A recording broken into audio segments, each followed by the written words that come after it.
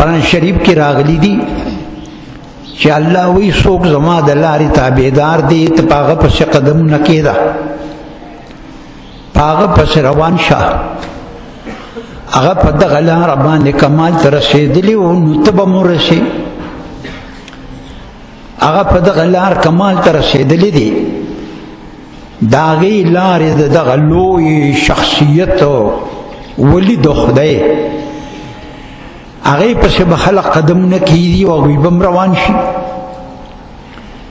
منګه صاحب د قاري صاحب مبارک ځای په ځای چې منګه ځو دوی مقبره کې او په اجتماع کې لوی اجتماع کې د دوی د علم او د عمل او د ښکلي اخلاقو دا منګه په جلسو کې بیانو. ولی هغه مسلمان به دوی پسې په دغه اخلاقو کې اقتدا وکړي، هغه به هم کامیاب شي.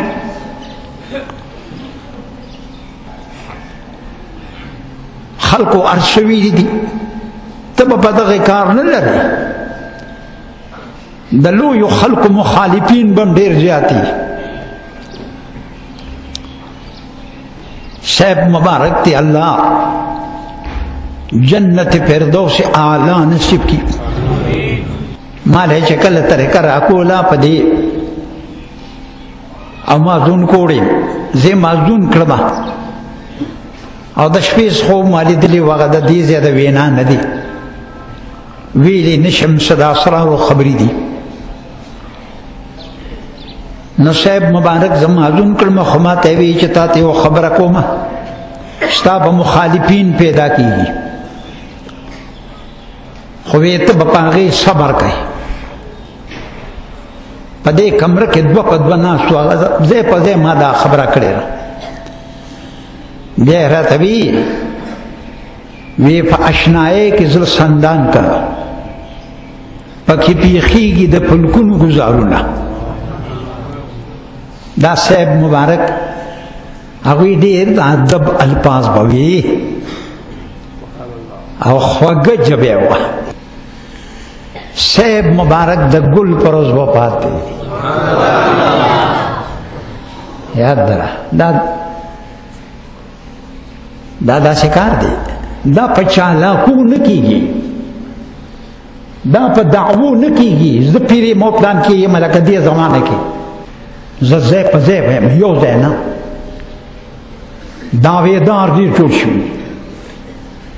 شیخ جنید ته یو سړی راغی وی دا تصوف څه شی دی؟ هغه سړی یو پېژند، هغه چې ورته وکتل اولیا سړی پېژني، اولیا سړی پېژني. ویې کتل وی تصوف څه شی دی؟ جنید بغدادي مبارک ورته وی ترک الدعوا.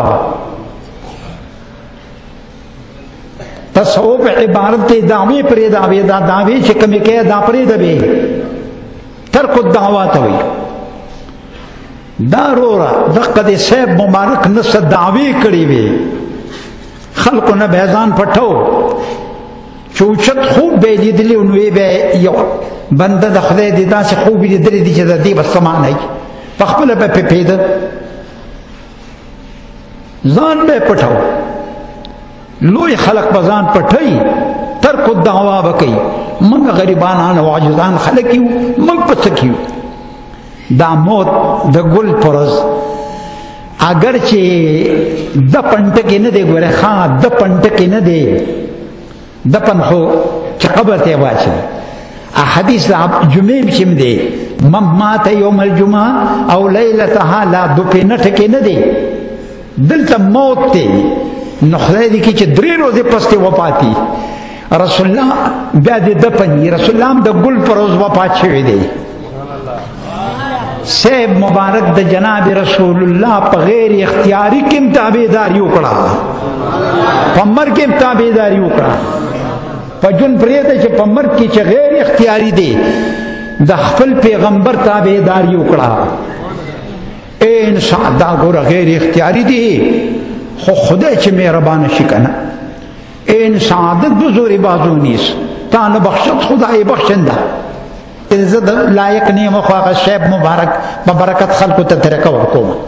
یعنی چې ورکو نه یقین په خدای وکا الله په سر ولار دې په غټین کې د صاحب نو ملما چې الله دې مرګري ته طریقه ورکوم په واسطه د خپل مرشد کامل نم د صاحب مبارک والم بس یا الله دا غ په برکت باندې خیر وخت ډیر لګي دی لګ معافي کوي او کاری سم دې معافي وکي دلته بس من په ځان دې په ګجرات کې بیا چې سونه بخوا دا د دې ځای برکت دی واخر صلی الله